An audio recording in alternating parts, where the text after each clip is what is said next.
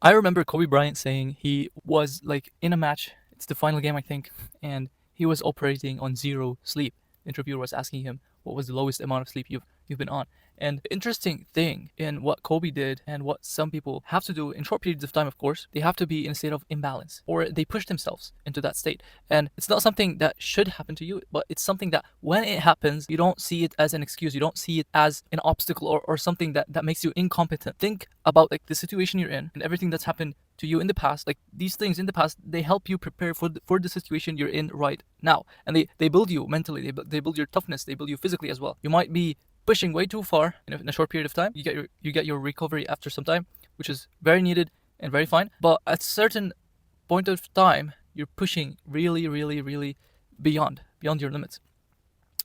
And most people will tell you, no, you need this balance, and they're right to some extent. But I believe there are some exceptions to the balance that they seek, to the balance that they've written books on sleep, they've written books on nutrition, diet, whatever it is, right? Sometimes you have to go to the extreme. It's not that you can stay in that extreme for a long time, but it is that you have to go in for a short time, get what you need to do what you need to do, then get out, recover properly, get back in to let's say your normal operation. Then when faced with a point where you want to just push beyond your limits, you push, you recover again, and this is how it goes. Because if you think about it, when humans are faced with danger, right, they do like significant feats that are like they're not recommended at some point. Like you're not recommended to say to let's say raise a car with your very hands to get something under the tire out, like away from the tire, right? You'd hurt yourself raising the car.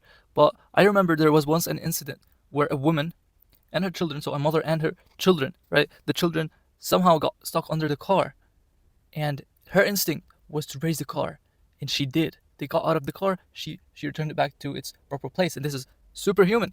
And it's actually something that happens in very, very, very rare occasions when you basically have to push beyond limits because you're pushing for something that has moved you emotionally, spiritually, and physically, right? Sometimes you move without thinking about moving, and the key here is it's just a burst. It's not something sustainable. This is day 385 out of 10,000 days of going to the gym, and this is something that requires sustainability. It requires managing energy properly. Some extreme days come, but we always balance out. I'll see you in the next one.